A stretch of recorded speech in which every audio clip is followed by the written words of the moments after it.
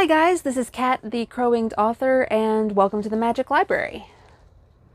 Specifically, in this episode of the Magic Library, we're going to be talking about me and basically my crazy mind and how I started on this journey.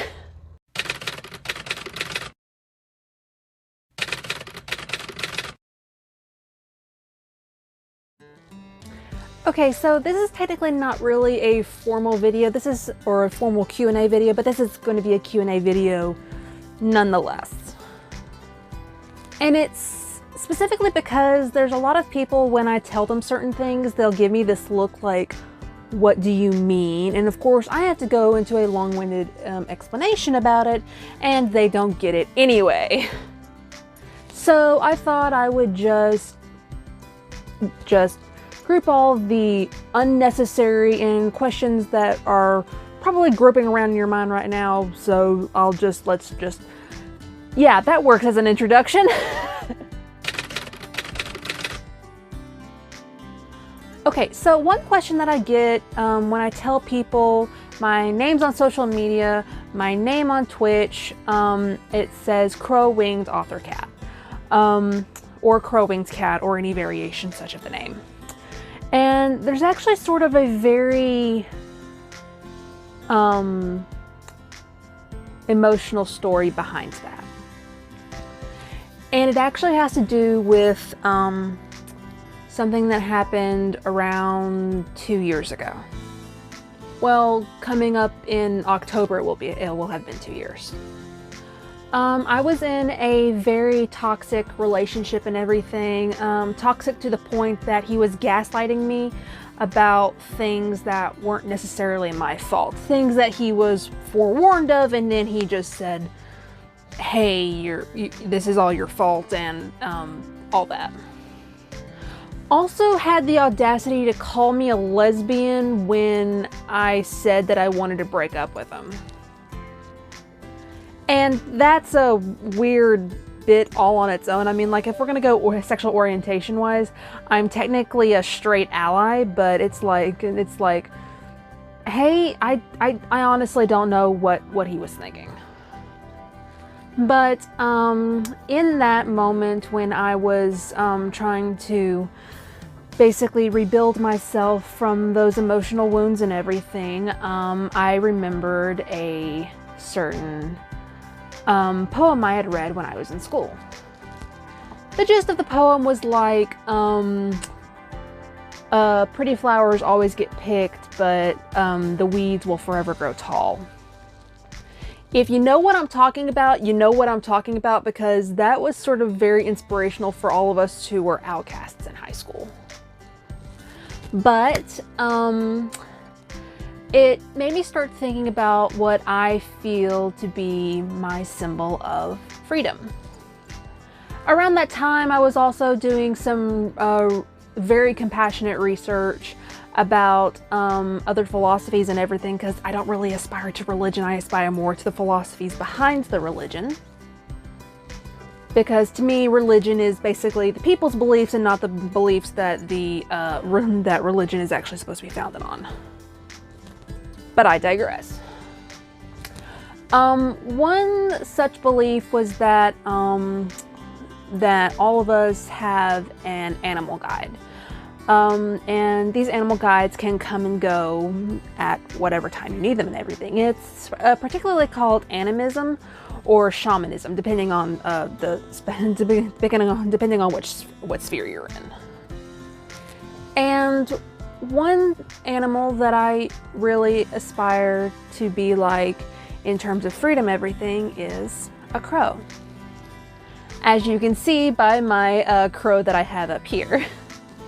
And I also, around that time, actually had a crow pendant that I do not remember ordering come to me in the mail. So, and I started having dreams about crows and everything, and I'm also an empath, so I also am aware of like spirits that will kind of like come in and everything, and I typically work with some pendulum necklaces, and also, oddly enough, I work with scrapple tiles some of the times, because that's a really interesting method, but that's for another video in an entirely different series. But there was a crow that particularly caught my interest in one of my dreams and everything, and it transformed into a person. And I think I'll actually put a picture of him up here and everything. This is what I drew him and everything. If you're looking at the wolf is named Fate.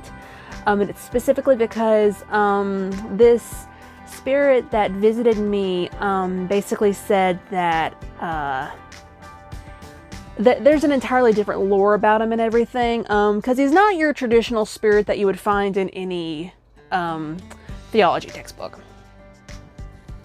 But when I was drawing him and everything, because technically I am an empath, he wouldn't let me draw him with crow wings. When next I visited him in my dreams and everything, and I asked him why, he said that he gave his wings to me to set myself free. So yeah, that is why I call myself Cat the Crow-Winged Author. And I told this to my mom and everything, and she thought it was so inspirational, because crows to me will forever be a symbol of freedom, and that's sort of why I chose the moniker. That, and also it's sort of an inside joke between me and my mom now, because every single time we drive home from work and everything, and there's just like crows cawing in the distance, they're like, oh look, they're hailing their ruler back, and it's like, why do you give me this much power? It's just like, why? Just why? But yeah, that is why I am called Crow-Winged Author in most of my, or Crow-Winged Cat in most of my social media.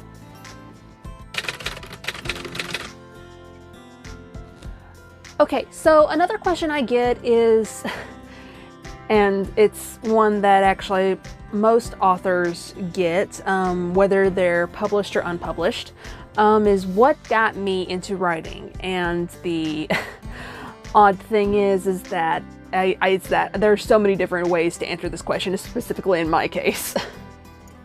Because writing for me has always been a coping mechanism and escapism tactic for when I feel the world gets way too harsh.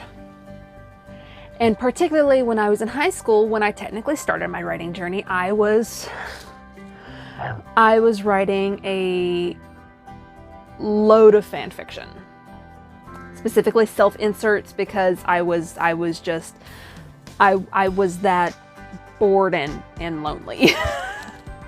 And I'm not throwing shade on people who like don't specifically like that style of fan fiction, or they don't do fan fiction, or they do write fan fiction or anything, because it's a good way to actually get your mind into the mindset of like, if you were in the scenario, what would you change, or how would you go about it? And it's good and everything, because it also sort of helps develop your style and everything. There's a very similar method that people use for when they're trying to gain inspiration and everything. It's called copywriting. And it's not R-I-G-H-T, it's actually W-R-I-T-E. And what they'll do is that they'll take a book, usually a book that they love so much, and they'll go to either a chapter or a certain paragraph, and they'll just like write it out. They'll write it out, and like that's what helps to develop their style and everything. I've technically not done it. Personally, whenever I do something like that, I actually more attribute that to all of my fan fictions that I've written in the past. For those of you who are anime fans, I am sorry, but no, I will not be showing you guys any of my fan fictions, just because they're sort of cringy, but they also sort of immortalize my writing journey on paper, and that's just something very personal to me. Now, that being said, when I started my writing journey and everything, I actually started out doing what I'm doing now, which is writing everything down in a notebook and then transferring it onto the computer.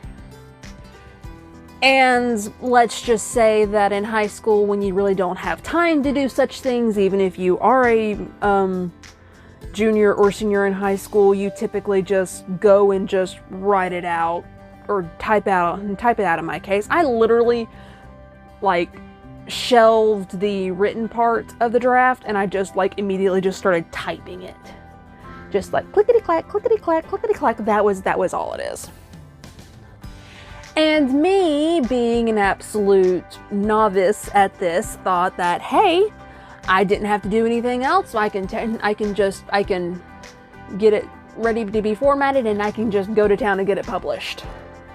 Do not do this. I specifically didn't because I knew that I needed to vet some sources out. Specifically, my dad, who is an engineer. I'm sorry if he's watching this, but it was sort of a scary idea to see you go into the mind of your teenage daughter who is having severe social anxiety issues and also severe social issues, period. But my dad was not the only one I gave a copy of the manuscript to. I gave it to a person from my church who came back and said I was apparently being way too descriptive every single sentence, which looking back on it now, I totally agree with it. And I also asked my English teacher at the time to look through it. I don't even think she actually gave me the manuscript back, or if she did, I've lost it. But, and for those of you who actually who were friends with me in high school and everything, you probably know the book I'm talking about. It's The Ghosts of Birchwood Hollow. And oddly enough, it is actually one of the other writing projects I have started working on recently. I've started rewriting the entire thing because the concept is still in my brain and everything. It's just getting a writer's playlist into actually just get through it. But yeah, that's most people I've found who have started their writing journey and everything usually start by writing fan fiction, and then they find a genre or a subgenre or an idea that they like and they want to expand on it, and they'll usually go from anywhere from writing a page to a page and a half to 2 pages, or if you're in my case with Arboriah Lux, I literally took out a notebook and I started writing vigorously. Vigorously was probably a very strong word. Let's just say that it's like it was something I obsessed over for like months. Even when I had to break on it because I was blocked, it was something that I was constantly thinking about. But that answers the question how I started my writing journey and everything.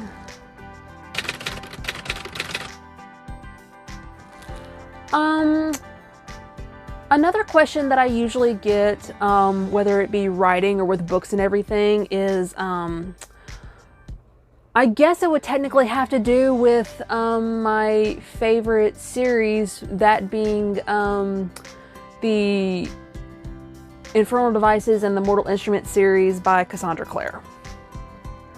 But a new series is actually coming into the mix, and I'll actually sort of do that for a friend of mine. I'll even give you her name and the name of her books and everything. I'll probably put that up right up here too, and I'll also put it down in the description below. But what all of these series have in common and everything is that they really just they keep me on the edge of my seat, and that was something I really wanted to emulate and everything for whenever I wrote. And specifically because, and you're probably going to think this is odd or just hokey, it's that the writing is so good that I feel like I'm literally screaming at a television screen at a soap opera saying, "Why don't you do this?" Or as my coworkers have recently learned, is that I will literally scream, "Just kiss!" So there's that. I get really animated about the books that I read. People who have worked with me at Books A Million probably know this better than most. Specifically with the book Chains of Gold that came out 2 or 3 years ago. Cassandra Clare did it as a sort of breaking point series between Infernal Devices and Mortal Instruments. And let's just say that I immediately remembered why I have a love-hate relationship with this author. Because it's like, okay, in my mind and everything, I don't like beating around the bush. Which this video is sort of the exact opposite of that phrase, but you know. And in these books and everything, it's like, okay, I understand why you're doing this, but why are you doing this? It's like if you tell the truth, things will go a lot better. Or if you do this, things will be a whole lot better. True, you'll have a crap ton of information to explain, but at the same time, it's just like, why do you do this to yourselves? Now, true, for anyone who's actually read my debut novel, Arboriah Lux, you see that I sort of actually implement that that same style of writing and everything. And looking back on it now, even though it still frustrates me to no end, I know why these authors do it and everything. It's specifically because of the want to keep your audience hooked. And if your audience is hooked, they'll just like keep reading and keep reading and keep reading. And when they get to the final page of the book and everything, they'll either have all of their questions answered, or they'll have more questions that we will have to answer in the next book. And these authors do it very, very well. For an expanded universe like Cassandra Clare and everything, she did a very wonderful job in this world building. Specifically because it's like, it starts with Infernal Devices, then you have The Last Hour, then you have the Mortal Instruments, then you have the Dark Artifices, and then you have some spin-off books that had to do with like the Bane Chronicles and everything. It's like, she's expanded this universe so much, and it's incredible to look at, specifically because it's just like, you see like little bits and pieces that you recognize from the original series and everything, and it's like, okay, I recognize this, oh my god, so that's how this person became this, or so it's like, dots connect. And I will say this, it's very, very interesting to see how an ADHD brain like mine tries to connect to those dots and everything, because it's very it's absolutely hilarious, because if you're like me, you'll be working a very mundane or routine task, and then all of a sudden the thought will just like click in your mind, and you're just like, oh my god. So that's why that was the thing, and so that's why it was. So yeah, that's usually my entire thing of why my favorite series are my favorite series and everything.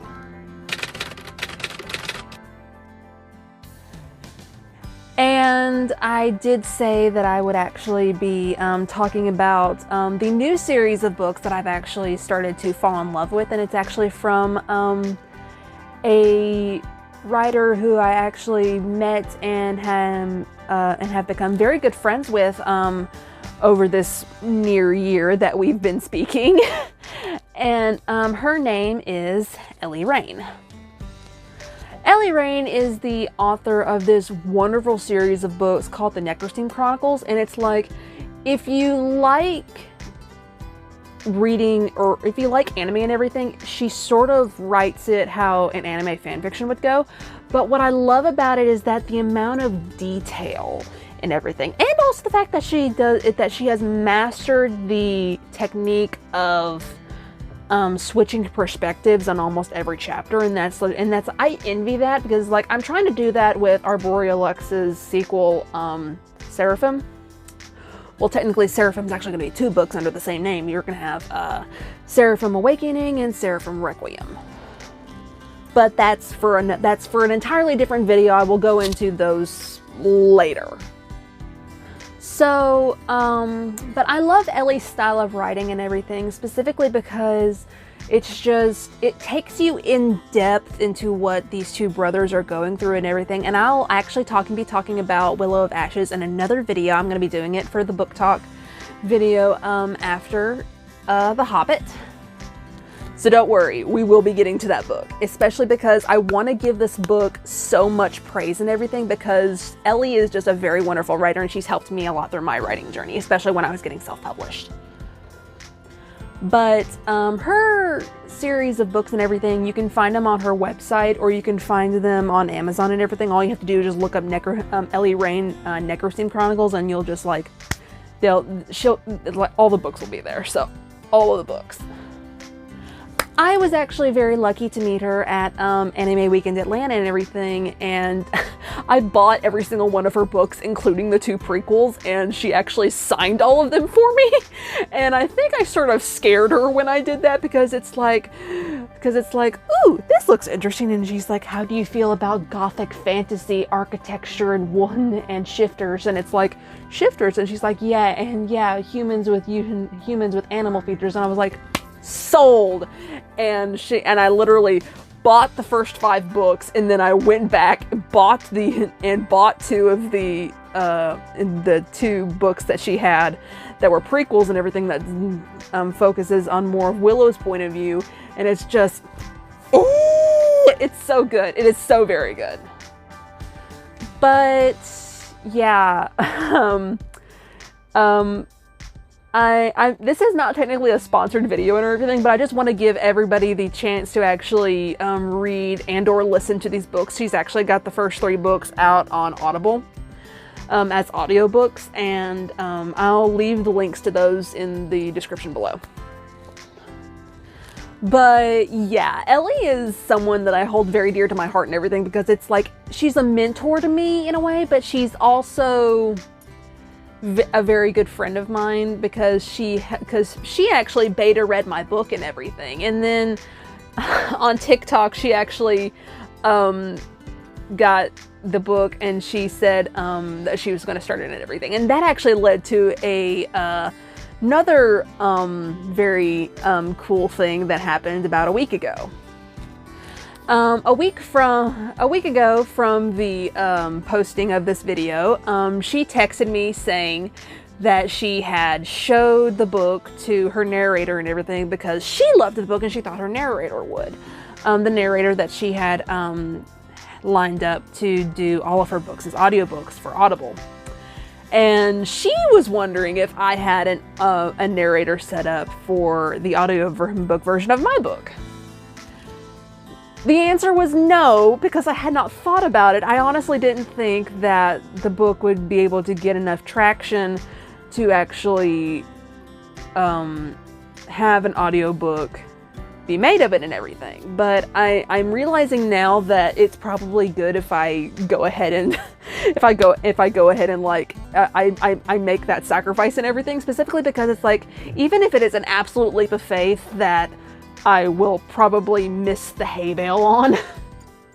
That's an Assassin's Creed reference if you're noticing, and I'll get to that story later, because I actually did miss the hay bale the one time I tried it. But even if it is like an immediate leap of faith and everything, and I might miss the hay bale, I really do want to try it and everything.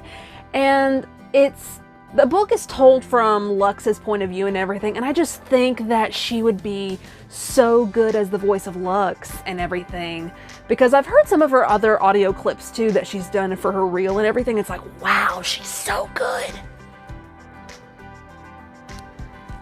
But yeah, Ellie Raine is a good friend of mine and everything, and she's just, she deserves the love. So if you're on social media at all, I would ask that you guys go and look up Ellie Raine and just show her some love. Show her some love, read her books, listen to her audiobooks and everything. Listen to the awesome power of her writing style and everything, and it will probably inspire you to write as well.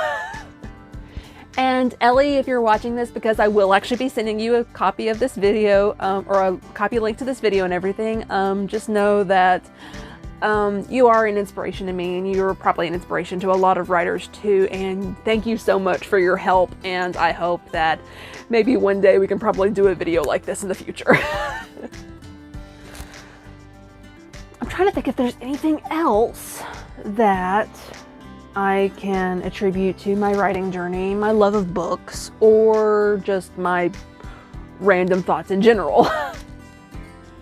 And honestly, I am coming up blank, so I think that's going to be the end of this video. Thank you guys so much for just bearing with me through this very, very long video and everything, because it's like, remember when I said I don't literally beat around the bush in some situations? This one I sort of did and everything.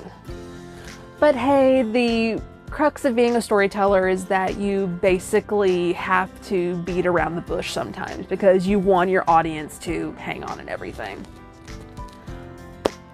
But I do have a small announcement for the end of this video. And it's actually pertaining to April 26th. For those of you who follow me on TikTok, I have actually said that the brick and mortar store copies of my book will be coming out April 26th and everything. Specifically because that is the date that I asked Ingram Spark to let my book be well known. And on April 26th and everything, I will be doing a live here. And I know it's on a Wednesday, so I may be doing one on April 26th, and I may also be doing one on Saturday as well. But what we're going to do is that I'm going to look through all of your, I hope that people will actually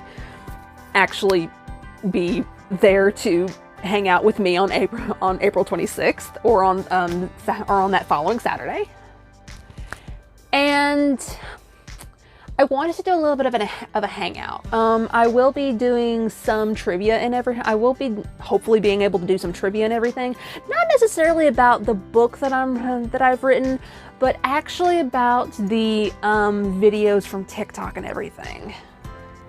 I don't have a lot of followers on TikTok, obviously. But if you guys are interested in some of the little things that I'll probably be hinting at in my little trivia thing and everything, go to my TikTok and watch my videos that I've done for character deep dives, for the aesthetics trailers, or just me spouting random nonsense and everything. Because it's like some of it will be relevant and some of it will be not, and it's just a fun little get to know your crazy fantasy escapism author here. So guys, save the date. I will be making sure that everything is in order and everything. And so save the date for April 26th and also for Saturday of that week. Because hopefully we're going to be having some fun, and also I will be doing a giveaway for books and merch and everything. Which honestly, I actually still have to finish the designs for my merch, but you know what? That is something we can do. How about this? You guys get to watch me design merch. I'll mostly be drawing it out on a sketch pad and everything, but hey, you guys will get your sneak peeks. But yeah, that's the end of this video. I'll do a little bit more of an expanded video for the sweepstakes giveaway and everything, the rules and such. And don't think that the deadline is April 26th or that following Saturday. I will still be doing the sweepstakes giveaway. And I've actually got to order those cases of books. But that is, that will all be explained in a later video. So guys, this has been Kat the Crow-Winged Author for a sort of impromptu Q&A. And there's still a lot of stuff that people will probably ask me in the lives and everything. So just, if you have questions, write them down and I'll make sure to try and get to everyone as best as I can. And I will also be showing off something that I specifically put together for April 26th.